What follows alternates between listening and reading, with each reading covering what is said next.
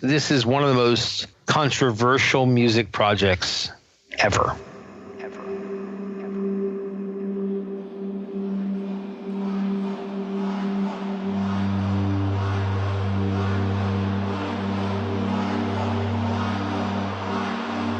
In December of 2010, Sony Music released Michael, the record company's highly anticipated album of unreleased material by pop star Michael Jackson, who had died just 18 months prior. The album many Michael Jackson fans have been waiting for, Michael hit store shelves today. It is a new compilation of recordings from the late King of Pop, with 10 never-before-heard songs recorded before his death. Sony says Michael is the first release of Michael Jackson material in 9 years. But some are outraged, saying the music company is just trying to cash in on the King of Pop's death. When record companies release music after an artist has died, those releases often come with questions. If the songs weren't finished during the artist's life, is it ethical for producers to posthumously complete them prior to releasing them? If so, which producers should be given the task? And perhaps the biggest question, would the artist have even wanted the world to hear their unreleased songs at all? The Michael album was no exception. All of those same questions were raised as the project was being put together. There are some who are saying that this new album, these new songs, should not be released. will.i.am says that releasing the album after Michael's death is, quote, disgusting. I agree with will.i.am. I mean, it didn't have Michael Jackson's final touches on it, which is what makes his music so legendary. He wasn't here to finish it himself. And that's all this is an album in progress. Some of the tracks on Michael's new album were finished by his longtime producer and friend, Teddy Riley. This is Michael's art, and we must continue his legacy. Michael did it for his fans, and it deserves to come out. But we will never know where the album was eventually going because he wasn't done. But aside from the usual questions, there was one highly unusual question being asked during the production of the Michael album. Was Michael Jackson actually singing on every track? I just listened to Breaking News, the new Michael Jackson song. A lot of controversy about this song. I don't think it's him. I really don't. Everybody, all the fans, everybody's saying that they don't believe it's Michael. This song is fake. It's not Michael Jackson. It's not Michael. This is not Michael's voice. I mean, it's definitely not Michael Jackson. It doesn't sound like him. That's not Michael. They can't bullshit me, man. There ain't no Michael Jackson. What the fuck are they trying to do? He does not sound like that. Also making news is the controversy surrounding the release of a new Michael Jackson album titled Michael. Is the pop icon singing on every track? Producer Eddie Cascio says Michael recorded some of the songs on the new album in Cascio's home studio. He recorded right there in my basement. But according to TMZ, Jackson's family says the tracks are fakes, sung by a Michael impersonator. And Paris called me. She said, Auntie Latoya, you gotta listen to this. This is not Daddy's voice. We listened to the songs, and it was such an easy thing to prove that it's not him. But MJ's record label says it's all the real deal. Shock, controversy.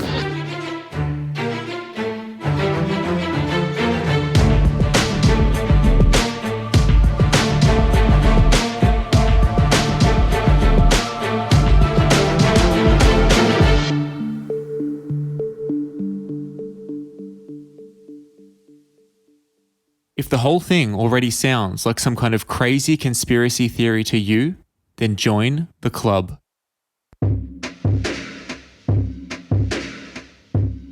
When I first heard the reports that the Jackson family was accusing Sony of using fake songs on their new Michael Jackson album, I felt exactly the same way. My name is Damien Shields. I'm an investigative journalist from Australia, whose area of expertise is Michael Jackson's creative work as a recording artist. Based on my research over the years, I knew that prior to his death, Michael had recorded an abundance of songs that the world had never heard. So the notion that Sony would even consider using fake songs sung by an imposter just seemed ridiculous. But when I finally heard the songs in question, which are now infamously known as the Casio tracks, it became clear that the Jackson family's claims may not be some crazy conspiracy theory after all. And since that day, I've spent more than a decade investigating what could be the greatest artistic fraud in the history of the music business. Well, yeah, when people think of fraud in the music business, most people probably think of the Milli Vanilli lip-syncing scandal. And the best new artist is Milli Vanilli.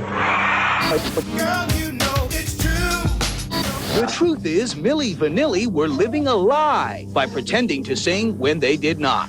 You have to understand, we were seduced, we were abused, and we felt very guilty. One of the biggest con jobs in rock and roll history. That's usually referred to as the biggest scandal in music history. But the Michael Jackson story is much, much bigger and much more serious than that. It's actually uncharted territory, historically speaking. That's the voice of my research partner, James Allais, one of several people that I've worked closely with while investigating this story. What we have here is actually one of the greatest cons in art history. And let's talk about that, because you don't have to like Michael Jackson or care for Michael Jackson's music to know that Michael Jackson is among the most famous human beings to have ever lived. Literally every grown human being on planet Earth knows of Michael Jackson. And for that reason alone, this is beyond Milli Vanilli. In the case of the Casio tracks, what we're investigating is classified as art forgery, which is when someone creates a work of art in the style of a famous artist and then sells that art under the false pretense that it's an original work by that artist. From Picasso to Rembrandt and even Da Vinci, many of history's greatest artists have been the subject of forgeries. And while forgeries are relatively common in the world of physical art, the Casio tracks represent the first case of alleged art forgery in the field of recorded music. It's a huge story. This story should rock the entire music industry to its core. Because if something like this can happen to Michael Jackson, the biggest pop star the world has ever known, it can happen to anyone. And this is the story about how they did it and how they almost got away with it. The investigation of this story has taken me and my research team from one side of the world to the other, and has exposed us to the lies, betrayal, and dirty dealings that go on behind closed doors in an entertainment industry where money is often more important than the truth. In this podcast series, you'll hear each and every piece of evidence that we have uncovered regarding the Casio tracks, including the first-hand testimony of the Jackson family. I remember him calling me and saying, "Have you heard these tracks? They're not even him." And never before heard insights from several of Michael's former collaborators. I said there are too many audio dead ends for them to be telling the truth. You'll hear from a former vice president of Sony Music. If Michael Jackson's mother says that's not my child, if his brothers line up and say it's not my brother, what are we talking about? Why is this a big discussion? And a former president of Sony's Epic Records. Do you think I would have allowed music without him properly singing on? Now it's a travesty. You'll hear from a leading forensic musicologist. Authenticating a vocal with unknown provenance is actually quite a rare thing to do. And a veteran forensic audiologist. And in this case, I can show that objective, measurable analysis is better than opinions. You'll hear from those who were in the studio as the Michael album was being produced. I just wanted it to sound like him. To me, it really didn't sound like Michael. Like, it's not even him, so why even go through with it? And explosive revelations from those caught in the crossfires between the producers, Michael's family, the executors of his estate, and Sony. Nobody cared about Michael, nor did they care about his family. All it was about the money. And the only thing that's going to fight it is you talking, other people telling the truth, then the cracks will soon follow. And you have all the information, so... You'll hear from those who created the Casio tracks. They fucked me up. They did this purposefully. I'm telling you, they fucked me over. They conspired to bring me down. You'll hear from those alleged to have been involved. it got really crazy. Like we were getting like death threats. Like some of these fanatics are like, I don't understand. They're like angry and stuff. And you'll hear from those who knew them. He drove all the way to my house and told me I can't confirm or deny if it's me. I'm like, if it isn't you, why can't you just say it's not you? And that's what made me think he was under some type of contract or in some kind of trouble or something, like forced to do it or scared for his life. You have a juicy ass story and the world want to hear it. But I want y'all to understand something, man, what type of territory you may be going into as well. I don't want you to set up for a story and then all of a sudden, you got somebody following you now. So as far as you go into this rabbit hole, could you die over the story? The bottom line is you need to find the truth. The truth is going to set everybody free.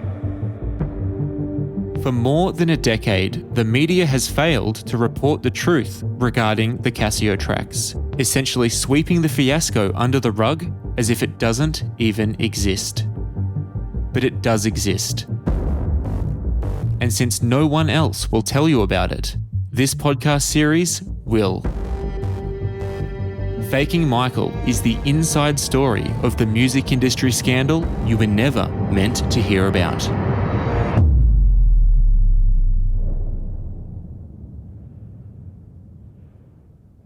Before we get started, it's worth noting what this podcast is and what it's not. What it's not is a live investigation, meaning that this case isn't being investigated in real time as we go along. Rather, the evidence you'll hear in this podcast series has been collected, fact-checked and corroborated by me and my research team over a period of 14 years. And so before we dive into the findings of our 14-year investigation, we first need to understand the series of events that played out publicly, which led to that investigation taking place. So for now, let's go back to the beginning. Michael Jackson has been one of the best-known stars on this planet for the last several decades, and now this confirmation tonight that he has died.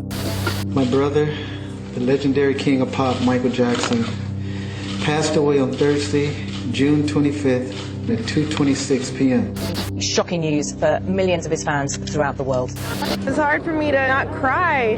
You can't begin to understand the loss that we're feeling. I love Michael Jackson. It's the day the music died. My condolences to his family. The world has lost a major talent.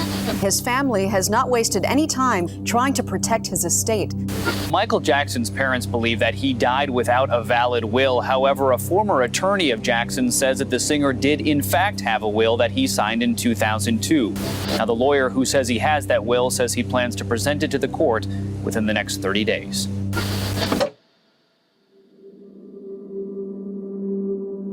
The lawyer who claimed to be in possession of Michael Jackson's will in the aftermath of his death was the pop star's former attorney, John Branca. And the will he had in his possession named Branca as one of the executors of Jackson's estate, along with the pop star's former manager and longtime friend of the Jackson family, John McClane. It was clear from Michael's will that he wanted Mr. Branca and Mr. McClane to be the executors.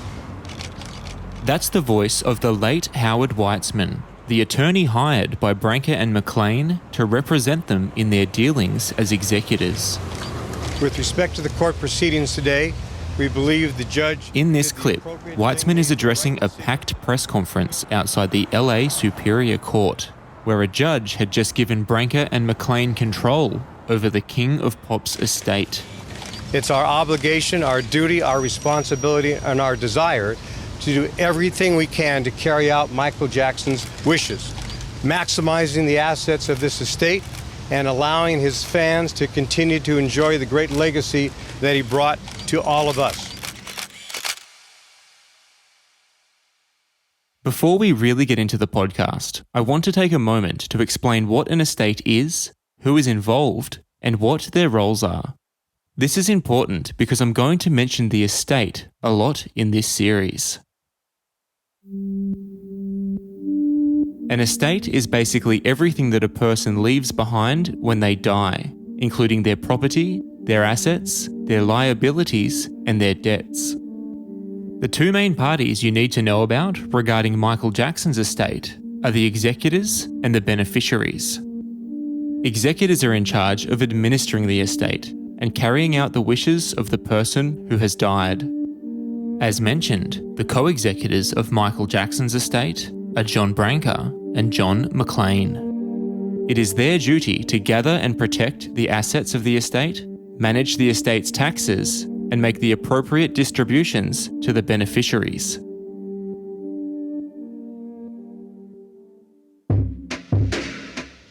Beneficiaries are those who benefit from the wealth and assets of the estate. As per Jackson's will, his mother and 3 children are the beneficiaries of his estate.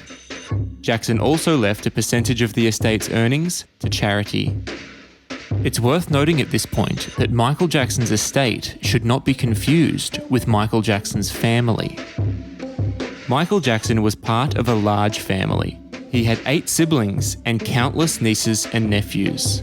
But none of these Jackson family members benefit financially from the wealth of the estate. Only his mother and 3 children.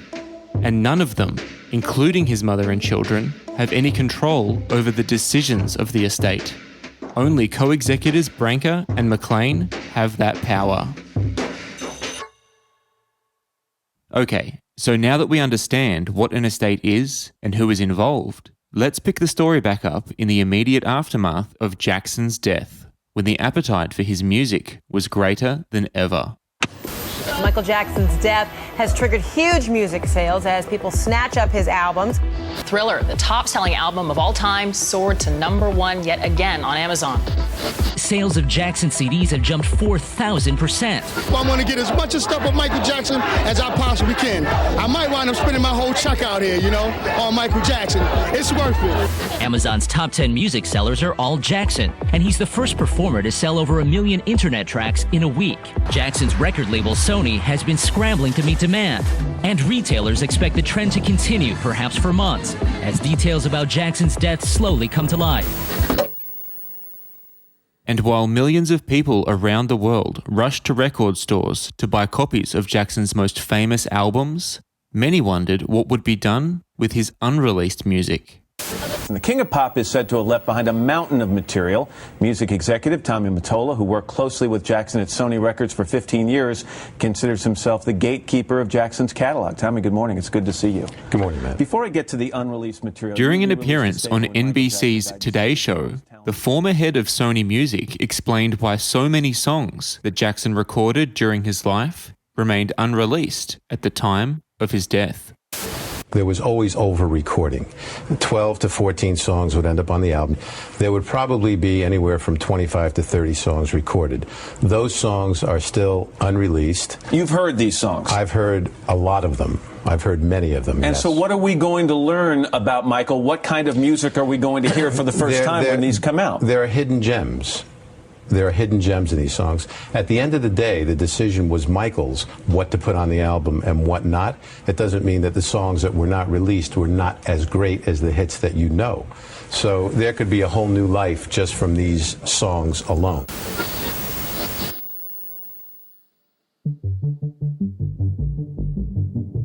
At the time of Jackson's death, Amanda Ghost was the president of Epic Records, the label in charge of distributing Jackson's music for Sony.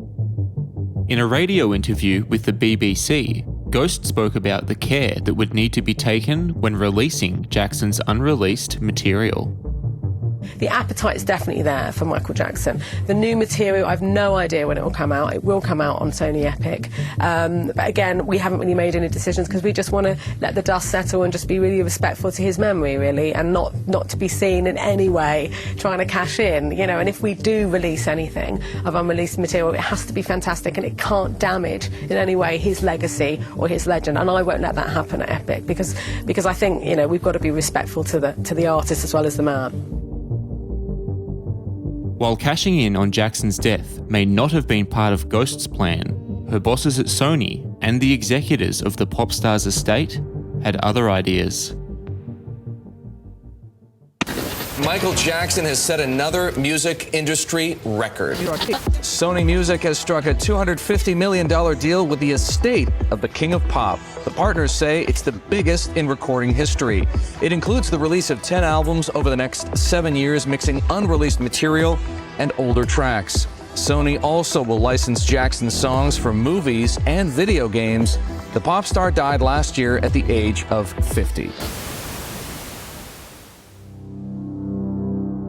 The estate's deal with Sony was announced on the 15th of March 2010, less than 9 months after Jackson's death.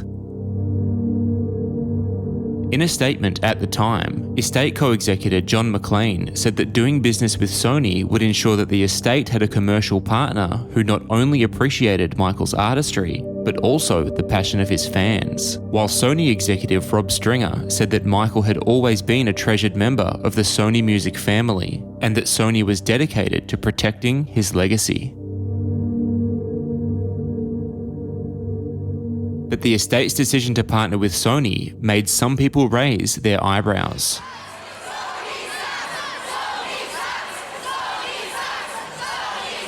What you're hearing are the voices of hundreds of Michael Jackson fans chanting "Sony sucks" during a protest in 2002, 7 years before Jackson's death. We want the artists to be free.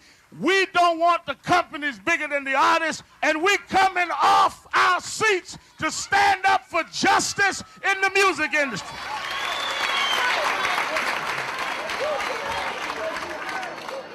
At the time, fans were rallying in support of Jackson, who had joined civil rights activist Reverend Al Sharpton in speaking out about the music industry's historic mistreatment of black artists. This is very important because throughout the years, black artists have been taken advantage of. The record companies really do conspire against their artists, especially the black artists. During several demonstrations, Jackson not only spoke on behalf of all black artists, but also from his own personal experience, taking direct aim at Sony while holding placards bearing statements including "Sony is phony" and "Sony kills music." And it's time now that we have to put a stop to this incredible injustice. It should be noted that Michael Jackson wasn't just an artist at Sony, he was also their business partner. In fact, Jackson owned 50% of Sony's music publishing rights, which were reportedly worth more than $1 billion at the time.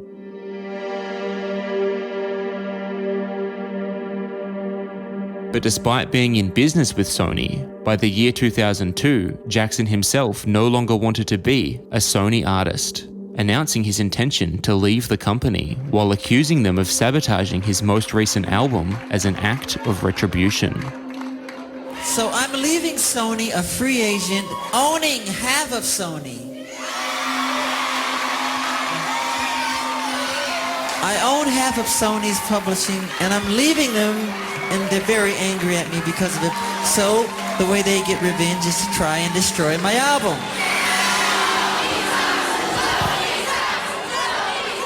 It should be noted that following Jackson's public dispute with Sony in 2002, the record company did go on to release several more Jackson projects in the years before his death. But even so, when the executives of Jackson's estate officially joined forces with Sony in March of 2010, many fans were concerned that the record company might not have the pop star's best interests at heart.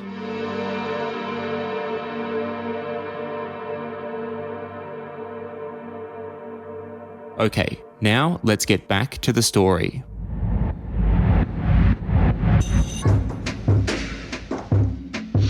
Following the announcement of the Sony deal, it was reported that their first new project would be an album of Jackson's unreleased songs, to be released by Sony's Epic Records in late 2010. During an interview about the album, John Branca said the estate had been sorting through some 60 unreleased songs, which had been discovered since Jackson's death, the best of which would be considered for the project. Then, on the 2nd of May 2010, an online reporter named Roger Friedman published an article with exclusive information that would change the course of the new album completely. Bombshell exclusive. Michael Jackson recorded a whole new album of material in the fall of 2007. The information about the album was only recently revealed by sources close to the late pop star. Jackson spent 3 months with the Casio family in Franklin Lakes, New Jersey. During that time, Michael recorded at least a dozen tracks with Eddie Casio. According to one source who's heard the material, Michael's vocals are, quote, perfect. The question now, of course, is what happens next. The notion that Jackson had recorded 12 new songs with a producer named Eddie Casio less than 2 years before his death was big news, not only for Jackson's fans, but for his estate and Sony as well. But who is Eddie Casio? Dating back to the 1980s, the Casios, an Italian-American family from Franklin Lakes, New Jersey, were among Michael Jackson's closest friends. At the time of Jackson's death, Eddie Casio was 27 years old and was trying to forge a career in the music industry. Despite his long-standing friendship with Jackson, Casio had remained relatively unknown as a producer. But with a hugely valuable collection of unreleased songs by the King of Pop up his sleeve, it seemed as though Casio's fortunes were about to change.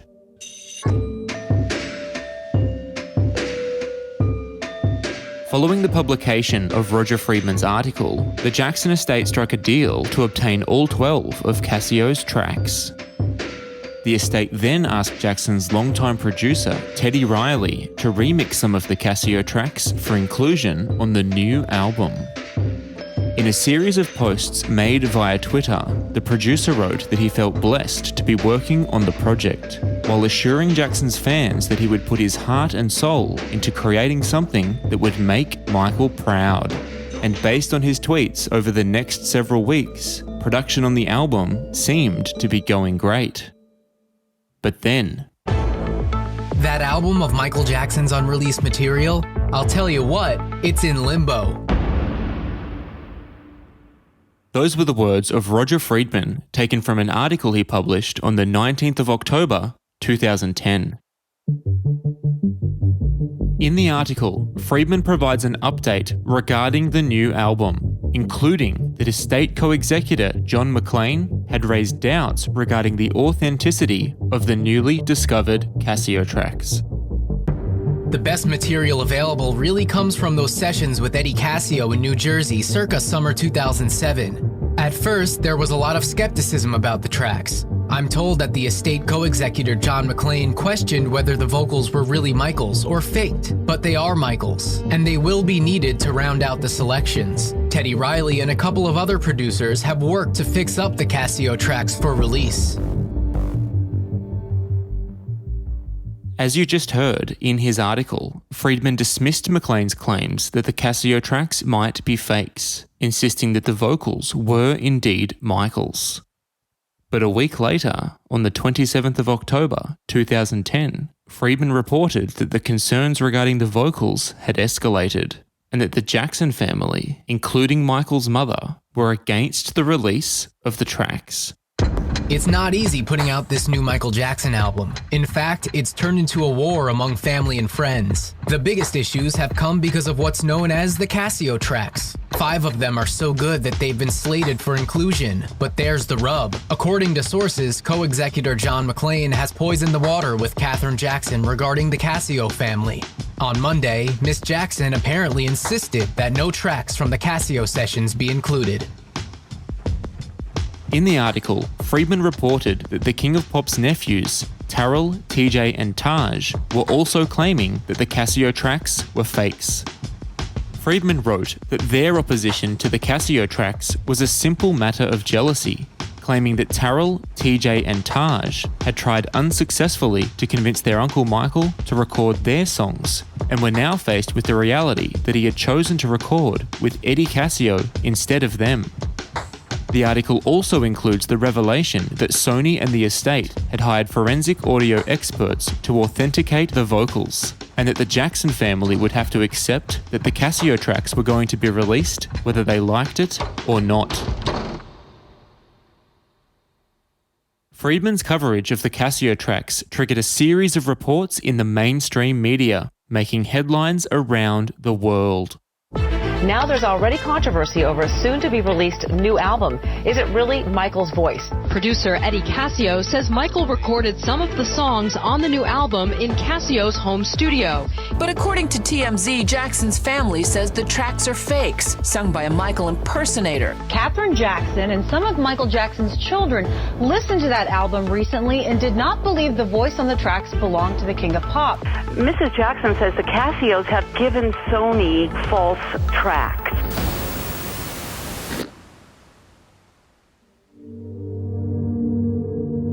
While the media continued to report the story, many of Michael's dedicated supporters dismissed the notion that the Casio tracks might be fakes, believing that something so crazy couldn't possibly be true.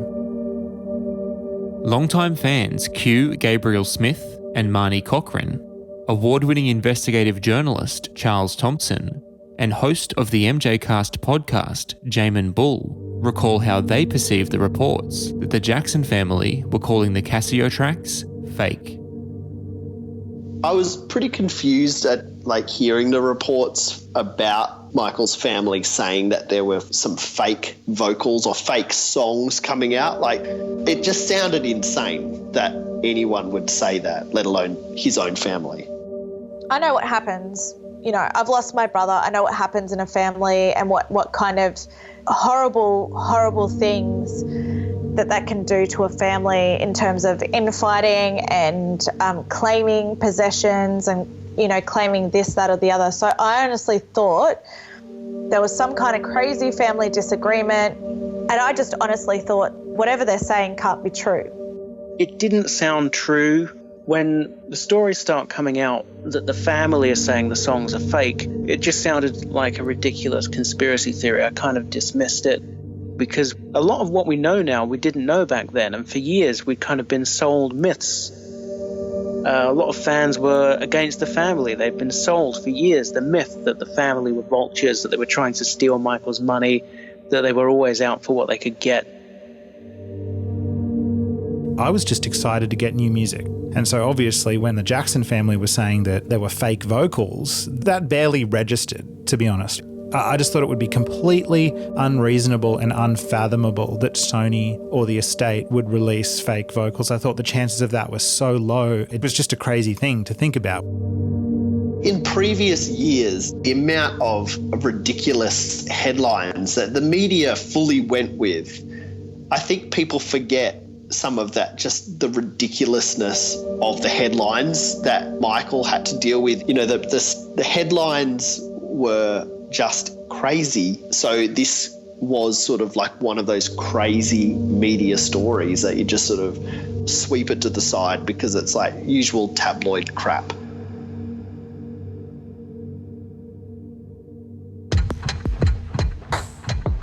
As the drama surrounding the Casio tracks continued to unfold, American author and pop culture critic Joseph Vogel was writing a book called Man in the Music: The Creative Life and Work of Michael Jackson.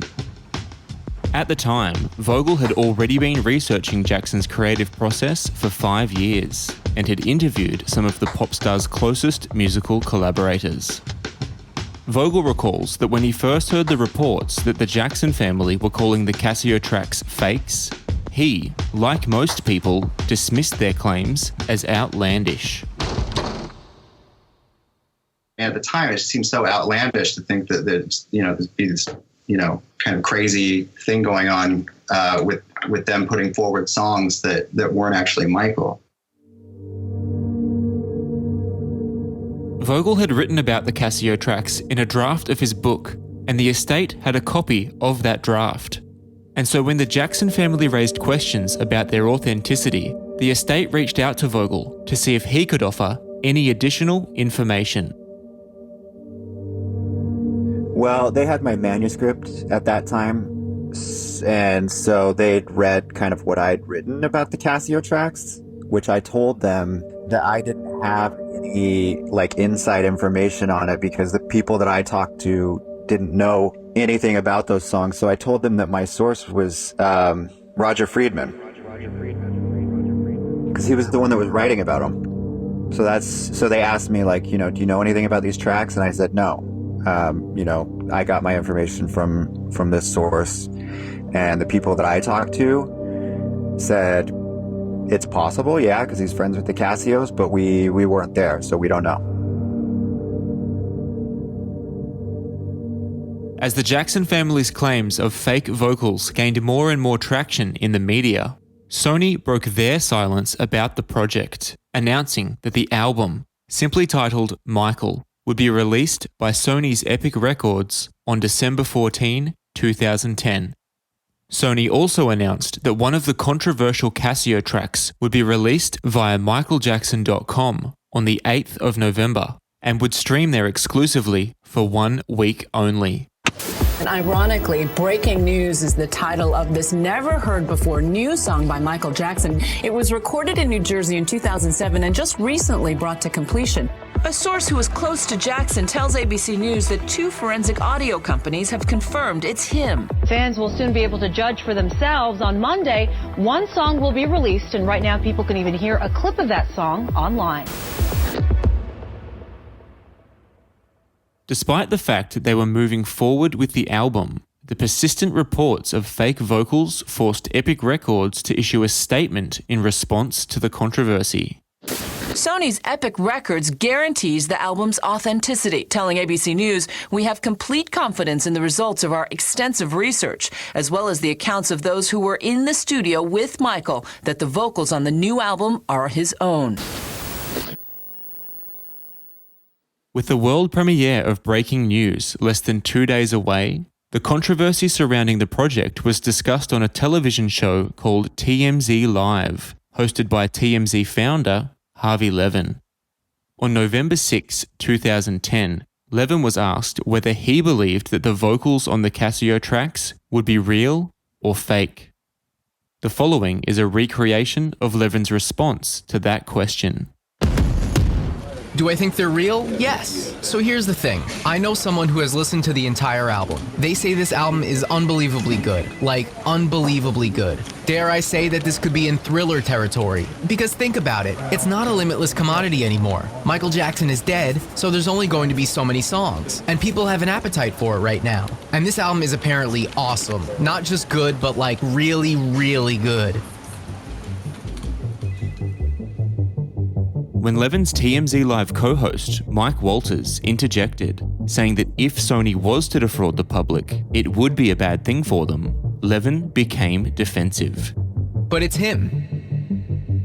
He called the claims of fake vocals a conspiracy theory, while refusing to consider the possibility that the Jackson family might actually be right.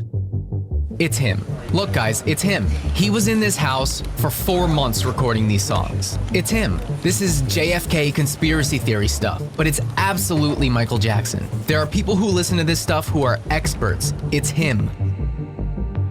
Then, on the eve of the world premiere of Breaking News, producer Teddy Riley, who had been working on the Casio tracks, also spoke out. This is my first interview about this record. You can take everything that I'm saying seriously. Okay. I am a true friend to Michael Jackson. I came on this project and this record is coming out tomorrow. These vocals are Michael Jackson. All of the people who've really been in the studio with Michael for 20 years. All the professionals and the musicologists went in and they all say it's Michael, including me. If there was so much, why don't y'all take Sony, take us all? Let's go to court. You know what I'm saying? Let's really put it on Front Street and then all the truth will come out and then you'll see who's right and who's wrong. Despite all the controversy leading up to that moment, I was excited about the November 8, 2010 premiere of Breaking News. And this is where the story really starts for me.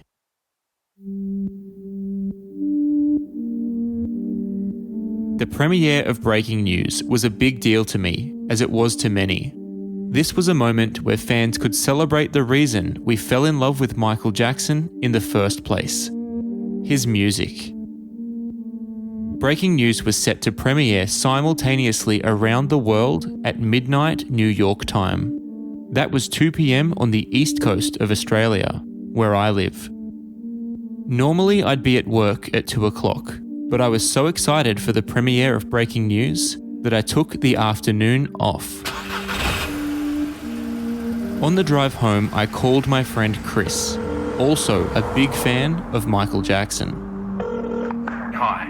I'd known Chris since we were both teenagers, and he was just as excited to hear the song as I was. During our call, we briefly discussed the reports that the Jackson family were saying the song was fake, reassuring each other that there was no way that could be true. Chris recalls, I remember being on the phone with you and discussing the Jacksons' claims that it wasn't Michael, and just both of us, I don't want to put words in your mouth, but I do remember us both being kind of like, that just can't be right. That's ridiculous. Why are they doing that? And we've got nothing to worry about. I remember feeling like very reassured on the phone with you, like we have nothing to worry about. This is a very exciting moment that we've been waiting for a very long time. And it's 2 minutes to premiere time. Let's hang up the phone, listen to it, and we'll talk to each other on the other side. It was 2 p.m. Eastern Australian time and midnight in New York. The song would be online any second. As geeky as this sounds, I sat at my computer, headphones on, adrenaline pumping, feverishly refreshing michaeljackson.com in anticipation. And then, there it was. I hit play, and the stream began to load. The plot thickens to destroy Michael Jackson. This was it. There will be a lot more to say about Michael Jackson. Breaking news.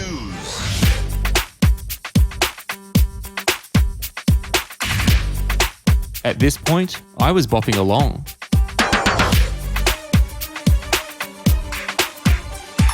Everybody wanting a piece of Michael Jackson.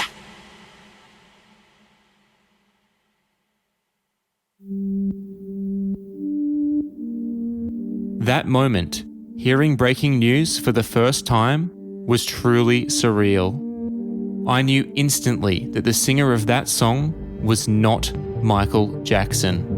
The Jackson family had been right all along. How on earth could this have happened?